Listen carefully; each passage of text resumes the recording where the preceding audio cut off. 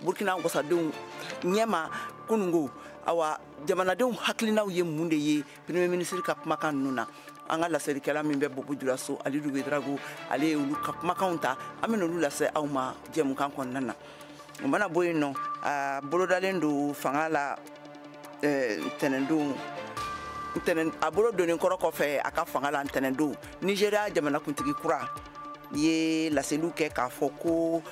foroba fanga bɛ nafolokun min bila taji kan yaasa ka a sɔngɔ nɔgɔya jamanadenw bolo ko dan bɛna sigi o la o kuma fɔlen o kɛra girinkajɔ caman ye Nigeria jamana kɔnɔna la an bɛna o fana walawala aw ye an ka jɛmukan kɔnɔna na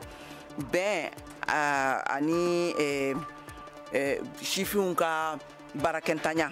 o koɲa o bɛ cogoya jumɛn na Mali jamana kɔnɔna la Mariam Traoré ale ye o kumakanw de lasigi a ka gɛrɛn kɔnɔna na bi an bɛna o fana laseliw kɛ aw ye ninnu de bɛna fara an ka laselikɛlaw ka kunnafoni tamalenw kan Mali ani dunya kɔnɔna la ka tɛntɛn aw ye sisan an ka jɛmukan kɔnɔna na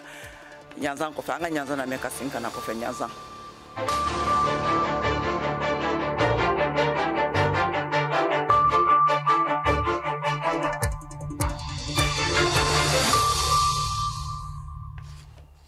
Ka segin tuguni ko kura ka foli ni tanuni ko laseli kɛ an lamɛnbagaw bɛɛ lajɛlen ye k'a fɔ ɲɛna aw bɛ Malikura jɛmukan ni lamɛnla ka bɔ studio wɔɔrɔnan kɔnɔna na VOA soba la Washington DC aw tulo bɛ Kayatou Tarawele de kumakan na nin waati ninnu na awa ka tɛmɛ n'an ka kunnafoniw ye awa kunungo tarata la Burkina premier ministre Apollinaire Kyelem de Tambela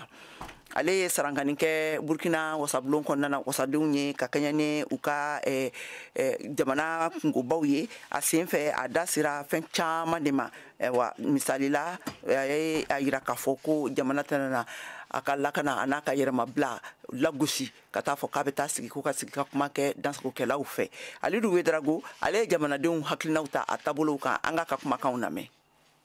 Kalo wɔɔrɔ tɛmɛnen n'a ka fangata ye Burkina Faso premier ministre o tun wasaden bulon na kunu ka taa yira dugu bɛ lahara min na kuma caman bɛ a ye min fɔ lakana ko fanfɛ jago ko fanfɛ Burkina Faso yɛrɛ jamana kɔka ko fanfɛ ni o n'a ɲɔgɔnna dɔw kumakan tɛmɛnen kɔ bɛɛ ye hakilina dɔ sɔrɔ Burkina Faso yɛrɛ tagabolo kan Ahmed Zerbu o ye cibariya jɛnsɛnla ye a ka kuma kelen min ma ɲɛnama premier ministre ko ale tɛ se ka Burkina bɛɛ kafu ɲɔgɔn kan alors n'an dun y'a jateminɛ k'a filɛ bi na Burkina attaqué lo alors an ka ɲi ka jɛn ka fara ɲɔgɔn kan pour que ka jugu n'u kɛlɛ mais ale ye premier ministre n'a y'a fɔ ko ale tɛ se ka Burkina bɛɛ fara ɲɔgɔn kan bon ne kɔni ta miiriya la vraiment kuma ɲɛnama tɛ ne kɔni fɛ même président min yɛrɛ élu la démocratiquement banba a b'a lɔn opposition bɛ yen a b'a lɔn société civile bɛ yen dɔw bɛ yen o jɛn tɛ n'a ka fanga ye mais a bɛ banba ka baara kɛ n'o ye pour que jamana ka yiriwa. o tɛmɛnen kɔ an ye kumakan baara sin bobokanw yɛrɛ ma dɔw ye mécanicien ye dɔw ye commerçant ye dɔw yɛrɛ ye fonctionnaire ye a caman ma sɔn k'a tɔgɔ fɔ nka o y'o hakilinata di nin ye mobili bolila ye ni an y'a sɔrɔ Bobo Dioulasso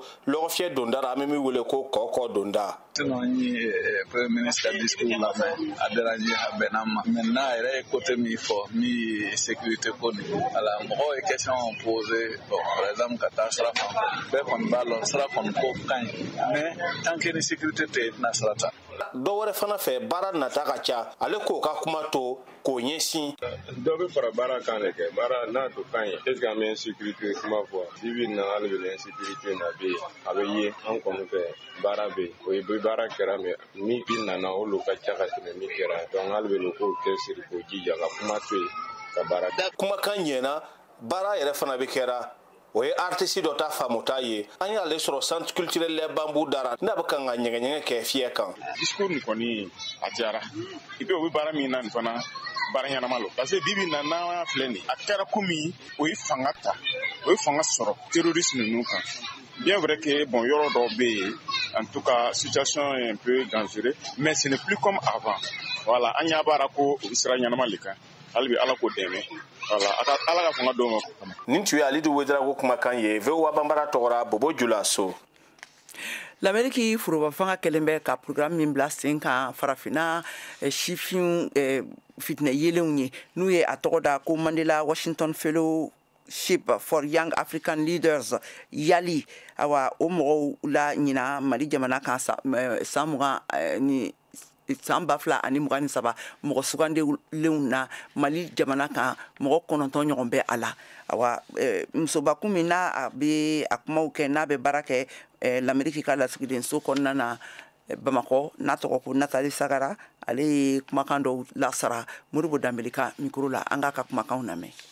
Yali ale ye Ameriki jamana ka hakilila ye mun talen no ka ɲɛsin farafina sifinakaw ma u bɛ se k'u ka ɲɛmɔgɔya ka a dɔnniyaw la kɔgɔ cogoya min na. Yali yɛrɛ mun de don? An balimamuso dɔ ni ale bɛ baara kɛ Ameriki jamana ka lasigiden so la Mali kɔnɔna la ale bɛ a ɲɛfɔ an ɲɛna. Ne tɔgɔ ye Nathalie Sagara ye, ne bɛ baara kɛ ambassade la. Yali ye dɛmɛ ye ka bɔ Américains fɛ yen ka sifinnaw dɛmɛ minnu bɛ baara la kɛn yɛrɛ ye, minnu bɛ baara la gouvernement fɛ, minnu bɛ baara la association ni ONG fɛ u ka dɔnniya kɔkɔ ka sɔrɔ ka u bila réseau ba kɔnɔ yɔrɔ min na u bɛ se ka africain caman rencontrer ani américain caman rencontrer. Yali yɛrɛ anglais-kan mɛnni kɔfɛ lahala jumɛn kan ka dafa pour que ka se k'a sɔrɔ? An balimamuso Nathalie Sagara ale bɛ ɲɛfɔli k'a ɲɛna. Yali programme kɔnɔna na o ye u kan ka san sɔrɔ san 25 ka se 35 ma. O b'a sɔrɔ i ye baara dɔ daminɛ kɛn yɛrɛ ye walima gouvernement fɛ walima i bɛ ka i ka jamana dɛmɛ d'une manière ou d'une autre. Ni o b'i la i bɛ se k'i kan bɔ a bɛ kɛ bɔlɔlɔ de sanfɛ. Donc a ɲininkalen k'a fɔ a bɛ cikan ani ladilikan jumɛn di mɔgɔ 7 walima mɔgɔ 9 min taara Mali kɔnɔna la ɲina Sagara ye mun fɔ o filɛ nin ye. U ka ta sɛbɛ la u ka se ka opportunité min bɛ u ka na a si bila u k'a bɛɛ ta. N'u seginna ka na u ye minnu rencontrer u ka to ka kuma n'u ye n'u mɔgɔ bɛ fɛn minnu na u ka to k'u ɲininka. Ambassade fana bɛ yan a b'u dɛmɛ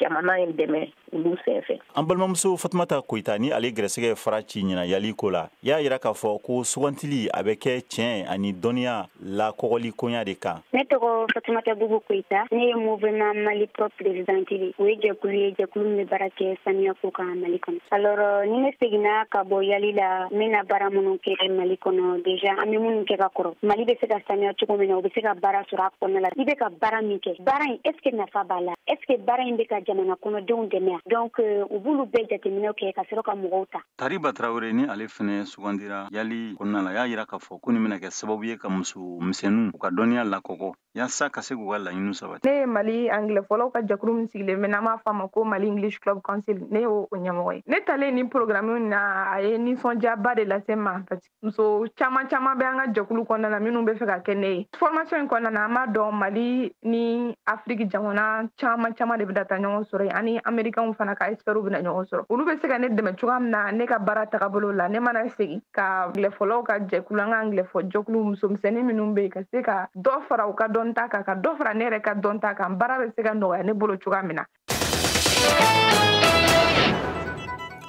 Ka kɛɲɛ ni duniya ka don kɛrɛnkɛrɛnnen sigilen sen kan ka sigarɛti min kɛlɛ awa dɔgɔtɔrɔ Salif Kone ale ye sigarɛti mini kɔlɔlɔw hadamaden farikolo a n'a ka kɛnɛyaw kan a y'o laseliw kɛ VOA Bambara ka laselikɛla Mohamed Danɲogo an ka u ka masala lamɛn. Ɲina ka ɲɛsin bagami kɛlɛli donba ma thème mu choisira o de ye ko sani an ka baga ci kɛ an ka dumunifɛnw k'olu ci kɛ ka se ka kɔngɔ kɛlɛ. Dr Salif Kone n'ale ye dɔgɔtɔrɔ ye Point-G n'ale ka baara ɲɛsinnen don fogofogobanaw ani sigarɛti banaw olu furakɛli ma an ka ale lamɛn sigarɛti yɛrɛ ani baga aw kɔlɔlɔ kan. Baga n'o o ye taba ye a kɔlɔlɔ ka bon bun adamaden ka kɛnɛya kan kosɛbɛ. A bɛ se ka na ni dusukunbanaw ye a bɛ se ka na ni fogofogobanaw ye o fogofogobanaw yɛrɛ o ka ca an ka sigida kɔnɔ tabaminaw fɛ kosɛbɛ an bɛ se ka bana damadɔ fɔ o la n'o ye an b'a fɔ min ma ko bronchopneumopathie chronique obstructive o ye bana ye a bɛ bagaminaw minɛ a bɛ na ni ninakili degun sɔgɔsɔgɔ o ni a ɲɔgɔnna caman o tɛmɛnen kɔfɛ sigarɛti n'a ɲɔgɔnnaw u bɛ se ka kɛ sababu ye ka na ni fogofogo bon ye ani farikolo bɛɛ lajɛlen bon ni o kɔlɔlɔ bɛ se ka bonya ni a tigiw mana joona furakɛli la a bɛ se ka kɛ sababu ye o sata bɛ se ka bɔ a la. Belko Jalo n'ale kɔni sigarɛti ale b'a min a bɛ san caman bɔ bi ale kɔni y'a jira k'a fɔ ko fɛn min don a kɔlɔlɔ o de ka ca ka tɛmɛ a ɲuman kan. Belko Jalo a bɛ san 50 bɔ mais a man ɲi dɛ parce que ne kun bɛ se min na fɔlɔ n tɛ se o la sisan sigarɛti man ɲi mɔgɔ min ma min i kana min ni min sera k'a bila yɛrɛ a bila o ye ne ka kuma. san ba fila ani mugan ani fila o bantɔ cɛmancɛ fanga ɲɛmaw olu ye sɛbɛnfura bɔ ka mun ye shisha ka o mini o kɛlɛ shisha min ale bɛ jate bagaw dɔ fɛ dr salif kone ale hakilinata mun ye o ko la an ka a lamɛn. o wale an bɛ o fo kosɛbɛ o bɛ sanga ni anw ka sɛgɛsɛgɛli dɔ ye an ye ɲinini dɔw kɛ bamako sigida dɔw la an y'a ye k'a fɔ baga min ni o ye shisha ye a bɛ ka walankata kosɛbɛ denmisɛnnin fitininw fɛ o denmisɛnnin fitininw san natɔ la ni damakara la u bɛna kɛ mɔgɔtɔ ye sabu ka da ka fogofogola banaw bɛna u sɔrɔ kosɛbɛ. dr salif kone ale kɔni ka fɔ la walasa baga min sigarɛti ani shisha olu mini o ka se ka kɛlɛ mali la jamana ɲɛmaw ani kolo minnu ɲɛsinen don a ko ninnu kɛlɛli ma ani jamanaden bɛɛ lajɛlen bɛɛ de kan ka jɛ k'i tigɛ di ɲɔgɔn ma. mohamed daɲoko voa bambara tɔgɔ la ka bɔ bamako. mɔgɔ bayirika caaman de taara taji feereyɔrɔw kan kunungo tarata la jamanakuntigi kura nigeria jamanakuntigi kura bola tinubu ale ka laseliw kɛlen k'a yira k'a fɔ ko fɛn min ye foroba fanga bɛ nafoloku min ta k'a bila taji kan yaasa taji sɔngɔ bɛ se ka nɔgɔya cogoya min na jamanadenw bolo ko o koɲa dan bɛna sigi o la. mohamed turi jamanatigi kura min kalifara bola tinubu o y'a jira tɛnɛn don ko musaka si tɛna kɛ bolomafarala a ka baara kɛ nafolo kɔnɔ ka kɛɲɛ n'a ka yɛrɛfɔ ko layidu ye. an bɛna nafolo bila o nɔ na ka ɲɛsi waridon ɲuman ma forobatiɲɛko kalanko kɛnɛyako ani baarakɛyɔrɔw la minnu bɛna an ka jamanadenw ka ɲɛnamaya ɲɛ. o ye tinubu ka fɔta ye san 71 a ka kalikasiyɛn jɛmukan kɔnɔna na. bolomadɛmɛ bɛ ka tunu a y'o fɔ ka fara kan ka sɔrɔ a ma dɔn tigitigi fɔ ka ɲagami dan jamanadenw cɛma ka kɛ sababu ye ka bolimafɛntigiw ka cun taji feereyɔrɔw la. jamanatigi ka kunnafoniko jɛkulu ye teliya la k'a ɲɛfɔ tarata don ko dɛmɛ nin bɛ ban juin kalo laban na k'a jira ko siranɲɛko min kɛra taji sanni ma o ko mago tɛ. nigeria bɛ ka jago kɛ a ka petroli feereli la min jate bɛ dɔrɔmɛ miliyari caman ma ka kɛɲɛ ni taji bayɛlɛma ye minnu bɛ bɔ jamana wɛrɛw la k'a sababu kɛ a ka jamana ka petroli bayɛlɛma o yɔrɔ dɛsɛ ye. o kɔfɛ a bɛ dɛmɛ don walasa ka sɔngɔ dɔgɔyali kɛ sugu la ka wariko gɛlɛya dɔ da. o la a ye fɛɛrɛ ye min ka di jamanadenw ye kosɛbɛ nka min bɛ dɔrɔmɛ miliyari caman bɔ foroba nafolo la san o san.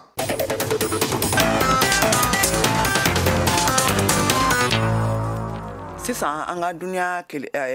kunnafoniw lamɛn duniya lamini kunnafoniw lamɛn a yirala k'a fɔ ko mɔgɔ 12 denmisɛnnin fitinin 2 bɛ minnu jate la fagara polisiw fɛ faso jama ka wulikajɔba dɔ sen fɛ kenya jamana la mars kalo tɛmɛnen ninnu na ni laseli ninnu kɛra amnesty international ani human rights watch olu fɛ bi araba in na.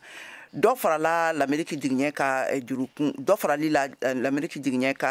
juru kuntalaw kan kumaɲɔgɔnya bɛnkan ne a sɔrɔla gɛlɛyaba kɔnɔna na danatigɛ gafew bilala ka taa wasabulon kɔnɔna na bi araba in na bɛnkan min n'a sɔrɔla fɔlɔ jamanakuntigi Joe Biden ani républicains ka wasaden n'a bɛ wasabulon l'Amérique wasabulon kuntigiya bɛ a bolo ni waati na Kevin McCarthy ni ɲɔgɔn cɛla la ka kan ka danatigɛ l'Amérique wasadenw fɛ kokura. Nanzarala keleya tɔnba Union européenne ani l'Amérique jamana ye jogo ɲumanya wale laseliw kɛ bi araba la bɔlɔlɔ siraw ne a bɛ wele nanzarakan na ko intelligence artificielle kan olu baara kɛcogoyaw kan duniya kɔnɔna na min ka kan ka laboli a kan waati kɛrɛnkɛrɛnnen la duniya setigi jamana baw olu bɛɛ bɛ kan ka hakili jagabɔ kɛ a sira ninnu kan u bɛ se ka a bilasira cogoya min na ni bilasira ko ɲumanw ye u ka jamanaw kɔnɔna na. kumaɲɔgɔnya ɲɔngiri Sudan jamana kɛlɛbolo tigiw ni ɲɔgɔn cɛla la man kan tɛ ka kɛ sababu ye ka mɔgɔw galabu bɔ don bali bɛn ladilanniw na farafina keleya tɔnba Union africaine ka laseliw la min ye layidudi kɛ k'a yira k'a fɔ ko olu bɛna kumaɲɔgɔnya kɛnɛ sigi bɛn ladilaliw kan Sudan fasojama a n'a politikikɛlaw bɛɛ lajɛlenw ni ɲɔgɔn cɛla la.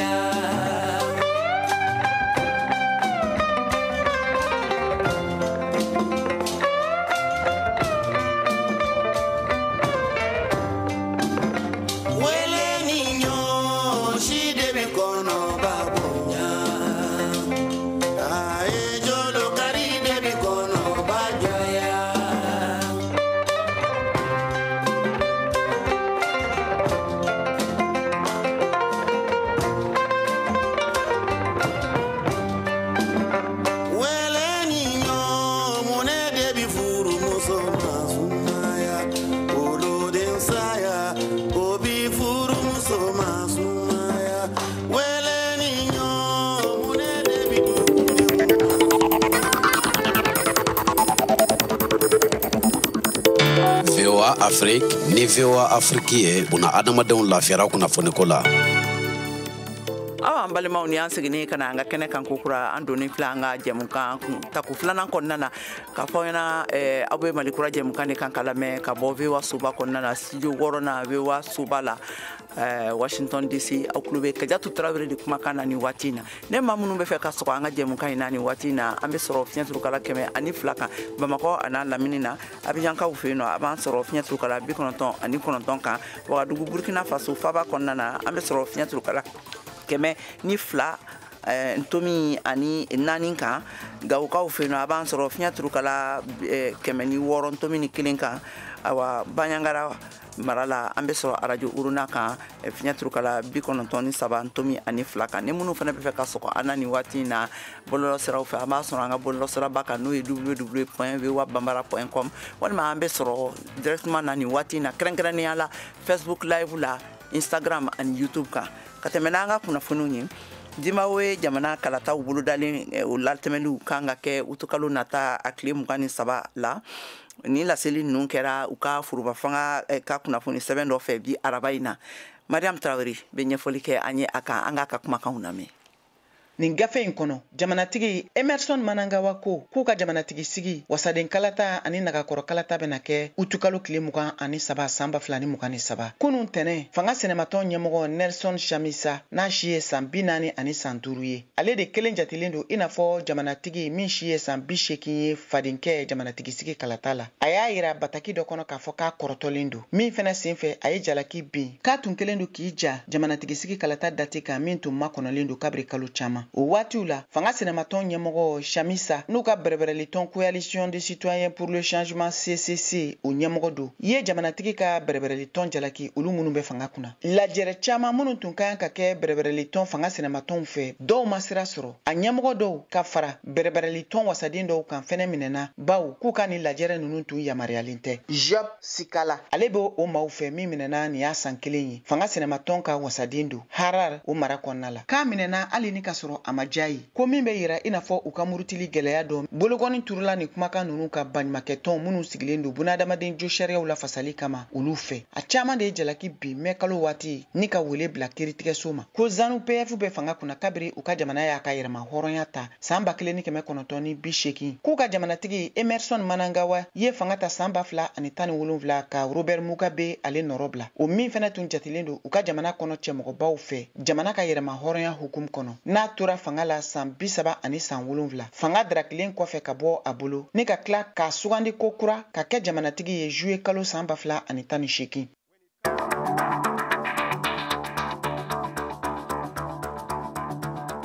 Sisan aw bɛ se k'aw ka batakiw ci an ma WhatsApp fɛ an ka nɛgɛjuru sira kan 001 20 24 30 47 16 tɔgɔ ni jamu ani aw bɛ bɔ yɔrɔ min na aw bɛ o fɔ ka sɔrɔ k'aw ka bataki d'a kan. A facɛ Kasemadi Jabate ne Mali jeli ngaraba tun don n'an taɲara u ka kanu kama awa Kasemadi Jabate ale ye album kura bɔ ne ka a tɔgɔ da a facɛ la awa a y'a ka hakilinaw a n'a ka kumakanw olu di Mariam Kuyate ka micro la u y'a ɲininka n'o ye VOA Bambara ka laselikɛla ye ka bɔ Bamakɔ an k'u ka masala lamɛn. An bɛ Mamaribugu sɛbɛnni kɔrɔ Awa Kasemadi Jabate a n'a ka denbaya sigiyɔrɔ bɛnnen don Yande ma. San 49 Awa ye dɔnkilida daminɛ kabini a ka dɔgɔ. A ka dɔnkili caman bɛ kuma ladilikanw adamadenya yɛrɛ taabolo ɲuman kan. San caman baara kɔ Awa Kasemadi Jabate ale nana ni album kura ye min bɛ wele ko Kase Kase. Kase Kase kɔrɔ ye min ye kanu min bɛ den ni fa ni ɲɔgɔn ti min b'a ni ɲɔgɔn cɛ kasɛti in tɔgɔ de a kɔrɔ de y'o ye Kase Kase. Album ye morceau 11 de b'a kɔnɔ. Ladili b'a kɔnɔ, bɛn b'a kɔnɔ, sabali b'a kɔnɔ, tenitigiw bilasirali b'a kɔnɔ. Ayiwa Awa i bɛ se k'i kan fili fiɲɛ fɛ dɔɔni ni dɔnkili kelen ye ni album kura in kɔnɔ wa? N tɛ wuya fɔ kuma la Mali jeli ye dugu min na n tɛ wuya la kɛlɛ tɛ kɛla ye ne bɛ wululen ma ne ka bɛ Mali jelilu ma Mali jeli ye fan fan fɛ kɛlɛ tɛ kɛla ye n tɛ wuya la. Awa o diyala kosɛbɛ. Awa ye dɔnkilidala ye min ma falen don kosɛbɛ a jɛɲɔgɔnw ka fɔta la. Denba Kuyate Awa furukɛ don. Jeliɲɔgɔnya kɔnɔ Awa bɛ jeliɲɔgɔn bonya a ma jigilen don a bɛ jeliɲɔgɔn gasi sigi. Ne tɔgɔ Awa Kuyate, ne ye Awa den ye. Mama ye jeli de ye. N'a diminen no don min a bɛ inspiration sɔrɔ, n'a contannen no don min a bɛ inspiration sɔrɔ ka dɔnkili fana da. Ni album kura in bɛ tasi bila kɛ Kasemaji Jabate ma, sabula a ka dɔnkili caman de bɛ ni album in kɔnɔ minnu tun ma ban baara la a fɛ. An filɛ o dɔ de kɛnɛ kan n'o ye ni album in ye. A ye album in daminɛ, Ala nana a kɛ bana y'a sɔrɔ. Bon album caman de b'a bolo min ma labɔ. Awa an bɛ fɛ ka i fa ka dɔnkili kelen dɔn min yɛrɛ jɛla maliyɛnw ye kosɛbɛ. Labanjoro, jongi labanjoro, Johnny abilo lelo imi labanlo, aye labanjoro kokoro lombalilu, jonga mi labankola alamano, dunya kobe korosi fama, labanjoro mbalimalu, anga labanjoro mbalimalu, jonga mi labankola. Kabo Bamako, Mariam Kuyate ka laseli don. Labanjoro kaja mbalimalu malienu anga benke sarakae anga nyogo bonya. Bi araba gɛrɛn kɔnɔna na Mariam Traoré ale bɛna kuma sifinw ka baarako gɛlɛya o sɔrɔli kan. Caman ye a yira k'a fɔ ko jigintanya ma u tɛ se ka don baara la hali n'u tilal'u ka kalan na ka kalan kuncɛ sɛbɛn n'o ye diplôme ye k'o t'u bolo. A sera dɔw ma ka n'u ye baro kɛnɛ sigi a kan. An k'u ka kumakanw lamɛn.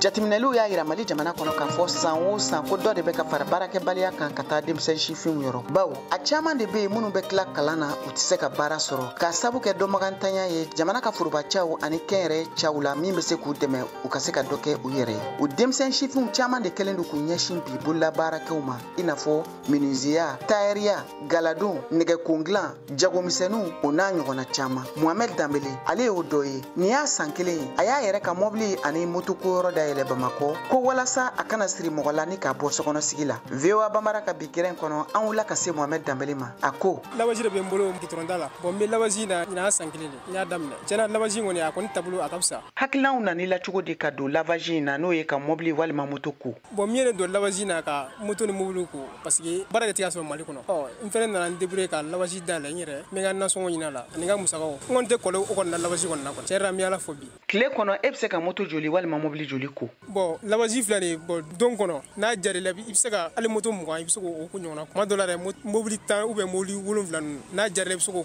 mais n'a ma ja i la i t'o sɔrɔ dɛ. A sɔngɔkow bɛ cogo di ni mɔgɔ min b'a fɛ ka moto walima mobili ko e ka labaji kɔnɔ. Bon da kelen t'a la parce que mɔgɔ fana ka prix fana tɛ kelen dɔ ka prix ye 200 dɔ ka prix ye 100 bon ne kɔni fɛ ne ka prix kɔni ka nɔgɔn ne ka prix bɛ daminɛ 100 de mobili la bon labaji kɔni filɛ ni mɔgɔ min sera ka i débrouiller ka labaji kɔni dayɛlɛ i kɔni tɛ siri i masa kɔni na kɔni ni ɲɔgɔnna sifinnakaw kɔni ni i sera ka labaji i débrouiller ka labaji dayɛlɛ i tɛ siri i ɲɔgɔnna si la. Tagalen ɲɛfɛ e ɲɛ b'i ka mobili ko yɔrɔ in na cogo di i b'a fɛ a ɲɔgɔnna ka caya i bolo Mali kɔnɔ de wa walima i b'a fɛ ka dɔ yɛrɛ de fara yɔrɔ bonya kan. Bon a kɔni ka di ne ye labaji yɛrɛ n ka se ka a dayɛlɛ ka caya yɛrɛ o kɔni ka di ne ye labaji yɛrɛ parce que ne yɛrɛ b'a dɔn cogo min na n bɛ se a ɲɛcira cogo min na n yɛrɛ b'o dɔn nafa min b'a la n yɛrɛ b'a dɔn bon n'i ye kuraji sɔrɔ a la i bɛ se ka wari caman kɔni sɔrɔ a la. Nin kɔfɛ an gɛrɛla cɛ dɔ la min ko k'a tɔgɔ ye Ɲama Mariku kun min y'a se labaji yɔrɔ in na yan a b'o lase an ma.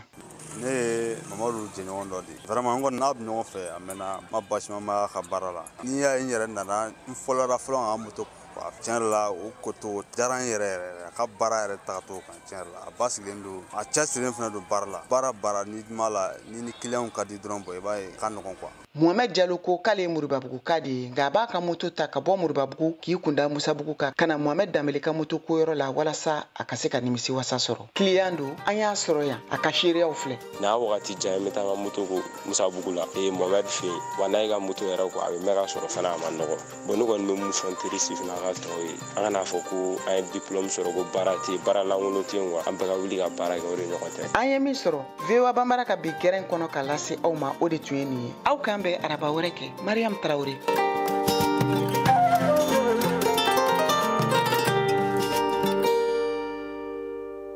Farikolo ɲɛnajɛ kunnafoniw Siyaka Traoré bolo. Aw de bɛ kunnafoni mɔlen sɛnsɛnnen di anw ma bamanankan na. VOA Afrique filɛ nin ye 102 fiɲɛ sira kan Bamako Mali la.